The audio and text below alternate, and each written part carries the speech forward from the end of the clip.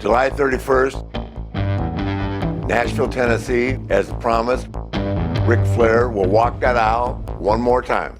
Your favourite memory of Jim Cornette flipping out over something incredibly minor? Well, this is look, that I have a story for that every television taping. And that's just how it is. And you either put up with it or you headbutt him. And I think he knew who would do which. You know what I mean? So I'm not saying that he, I don't know. Yeah, he flipped out on a lot of stuff. But here's my story. We were wrestling on a baseball field, and Jim Cornette was backing up the aisle, and the Harris twins, Ron and Don Harris, were on past him, backing up the aisle, and Cornette was backing up, and like they were retreating, and he backed into a fan who was just walking across to get like his French fries or whatever. Like he was just walking across. And when Jim backed into him, I guess he felt like he was accosted, and he turned around and beat that guy to death with that tennis racket. Yes. And and I don't know whatever came of that, but it was just like a poor dude. It was just like, hey, Mom, I got my Coke. I got my, and he bumped it, and he turned around and he wore that dude out with that tennis racket. I'm sure there was some kind of lawsuit about that or something, but it was in like Kentucky somewhere, so you never know. Speaking of Kentucky, I've heard this phrase said a few times before. Weird Kentucky people. Any fun memories of some of the stranger fans who may have turned up to the Smoky Mountain tapings or house shows? Well, look, that's not.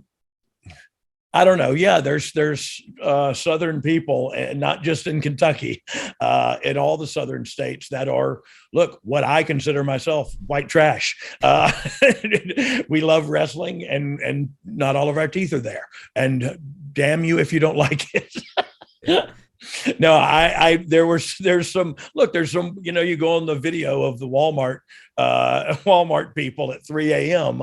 And that's the fan base of the Southern wrestling fan base. And so I don't know, you can enjoy it and be entertained by it, or you can be repulsed. I would rather enjoy it, take the money, get a payoff. Me too.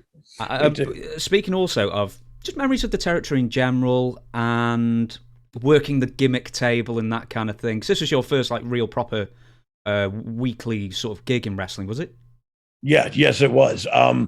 And look, I had seen all that before. I had literally done all that before, just going to the shows with my brothers and with my dad and stuff. So I had known about working a gimmick table when I was growing up. I knew about, dealing with people and trying to be a people person and always make the fan happy. And you know what I mean? Like I just kind of learned that by proxy and by watching my father and my brothers conduct themselves. And so that wasn't a big deal to me, but the wrestling every night, and man, this was really an opportunity for me to learn and grow. And I got the opportunity to work with some great people. While I was at Smoky Mountain, I worked with my brother, Tracy Smothers, Chris Candido, Killer Kyle, that is a very underrated wrestler from the South. So look, I loved my time there, and it was part of my like a toddler, you know what I mean? Learning everything. That was my toddler years, I guess, in wrestling. I was just learning to put my feet in front of the other. And a lot of those great wrestlers helped me do that there.